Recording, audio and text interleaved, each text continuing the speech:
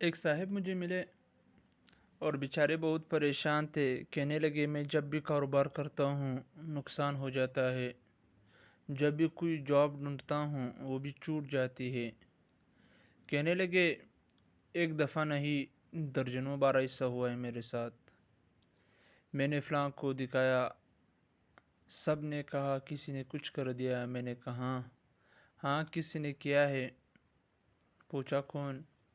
میں نے کہا اللہ نے۔ اللہ فرماتا ہے جس کے لیے چاہوں رزق کھول دو اور جس کے لیے چاہوں تنگ کر دو۔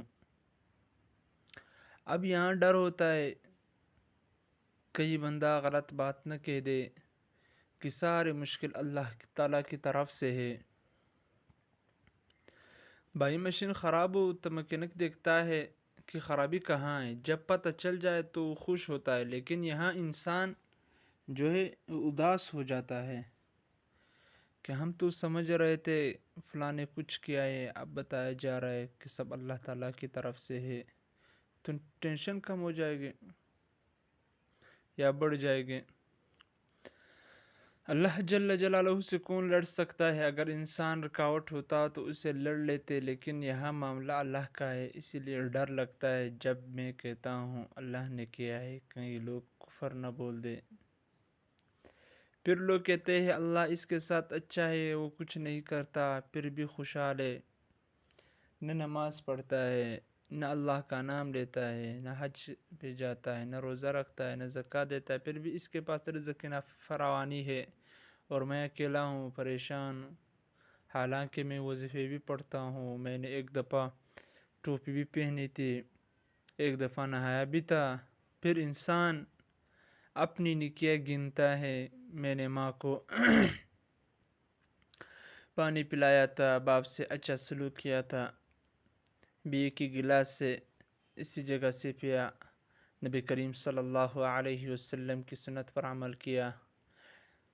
تو جب یہ سارے نیکیاں گننا شروع کر دیتا ہے، ایک دفعہ وقت پر گھر بھی آیا تھا، بیوی سے لمبی بات بھی کی، مسجد میں چندہ بھی ایک دفعہ دیا، پھر کہتا ہے میں تو نیک ہوں پھر بھی پریشان ہوں، رزق کی فراوانی نہیں ہے، یہ کیا مسئلہ ہے؟ اور بعض لوگ جو گناہ کرتے ہیں پھر بھی خوشحال رہتے ہیں، تو کیا اس کا مطلب اللہ میں نقص ہے؟ کچھ لوگ تو یہاں تک کہہ دیتے کہ اللہ کو میں ہی ملا۔ ایک شخص کا بچہ فوت ہو گیا، وہ کہنے لگا اللہ کو میرے ساتھ کیا مسئلہ ہے؟ حالانکہ یہ بہت خطرناک بات ہے۔ حقیقت یہ ہے نقص اللہ میں نہیں ہے، ہم میں ہے۔ ہم اپنے آپ کو بہت بڑا سمجھتے ہیں، حالانکہ ہماری مرضی نہیں چلتی۔ اللہ جل جلالہ فرماتا ہے جس کے لیے چاہوں رزق کو دو، جس کے لیے چاہوں رزق تنگ کر دوں۔ تم کہتے ہیں وہ برا آدمی ہے، اس کے لیے کیوں کر رہا ہے؟ وہ اس کی چاہنے سے نہیں اللہ کی چاہنے سے ہے، اور تم محنت کرتے ہو پھر بھی نہیں ملتا، کہ یہ کسی بندش کی وجہ سے نہیں، اللہ کی مرضی ہے۔ اب یا تو اللہ سے لڑ لو یا اس کے سامنے جھک جاؤ۔ لوگ کہتے ہیں ہم نے دعا بھی کی، روئے بھی ہے، پھر بھی کچھ نہ ہوا، تو مسئلہ یہ ہے نا اصل تم نے اپنے آپ کو بندہ سمجھا ہی نہیں۔ پہلی بات سمجھو جس کے پاس مال ہے وہ ضروری نہیں وہ خوش قسمت ہو، یہ بات بہت بڑی غلط فہمی ہے۔ اگر مال ہی خوش قسمتی ہوتا تو قارون سب سے پہلے کامیاب ہوتا اور فرعون بھی، لیکن موسیٰ علیہ السلام اللہ کے محبوب تھے، پھر بھی انہوں نے بکریاں چرائیں۔ دوسری بات، دنیا کو مسافر خانہ سمجھو، یہاں ہمیشہ نہیں رہنا، ضرورتیں کم کرو، 2 وقت کی روٹی اور سر چھپانے کی جگہ کافی ہے۔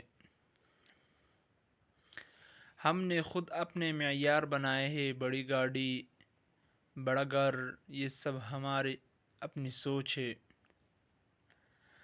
حلال کمانا ضروری ہے، چاہے ٹماٹر بیچو یا رکشہ چلاؤ، حرام کھانے کی اجازت نہیں۔ تیسری بات، مال کو کامیابی سمجھنا چھوڑ دو، آخر میں سب نے مرنا ہے، چاہے محل ہو یا جھونپڑی، انسان چند دن کا مہمان ہے، آخر سب نے مرنا ہے۔ اصل کامیابی جو ہے آخرت ہے، جو اللہ کو راضی کر لے وہی کامیاب ہے۔